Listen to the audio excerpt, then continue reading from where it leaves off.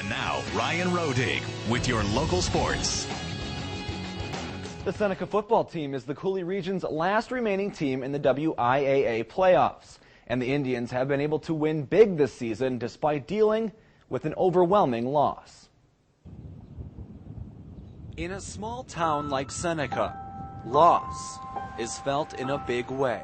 Players on the high school football team have come to learn there's always next game after a loss on the field. But they were never prepared to deal with a different kind of loss off the field. He was a pretty excited person. He always wanted to do his best. No one would ever get mad at him because he's just too nice to get mad at. He's always making people laugh. He's really funny and always kept a great outlook on things. On April 21st, 2 Seneca High School students were killed in a head-on crash on Highway 27 near Eastman. One of them, 15-year-old Brandon Buffington, a soon-to-be junior on the football team. Brandon was our world, he was our firstborn, my wife Crystal and I.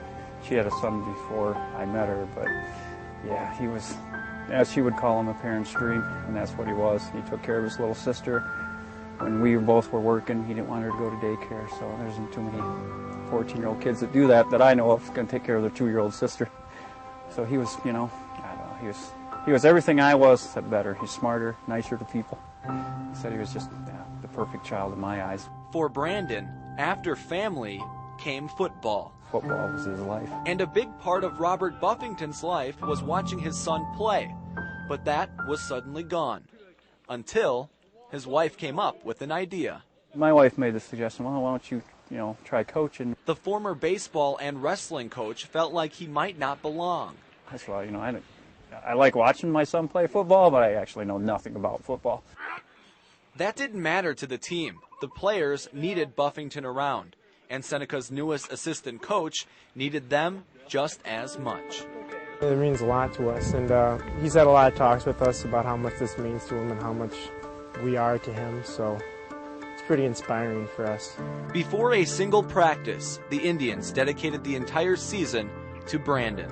We didn't want to say, we want to win, because we can't always control that, because we're a small group. We have 22 kids, and, an injury here or there, and we're at a tough chance of winning. So we dedicated our heart, intensity, and teamwork, and those are all things that we can control. And all that effort has turned into wins, leaving Seneca as just one of 4 teams left in the Division 7 playoffs.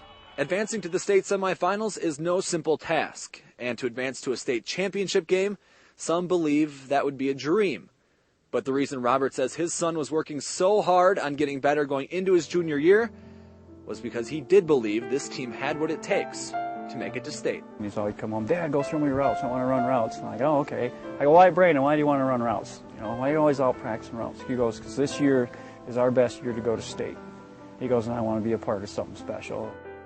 Even if Seneca falls short of a state championship, there's no doubt something special has already taken place this season, especially for Brandon's parents. We've had a really rough 6 months. People do grieve differently, and we were kind of really away from each other. But on Parents' Night, the kids all wanted to hand flowers out, and it really brought my wife and I together.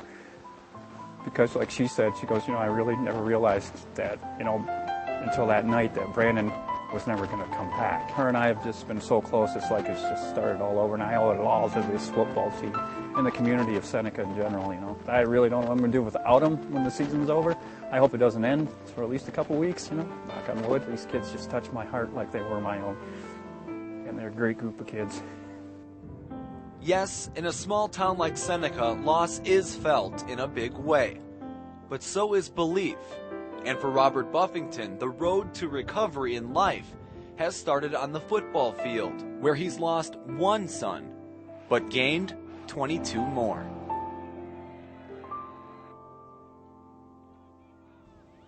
Now, Brandon's younger brother, Austin, survived the crash that killed his brother and 16-year-old Skylar Hammond. And if you're wondering about Robert's blue hair, yes, he told the players he would dye it if they won last week.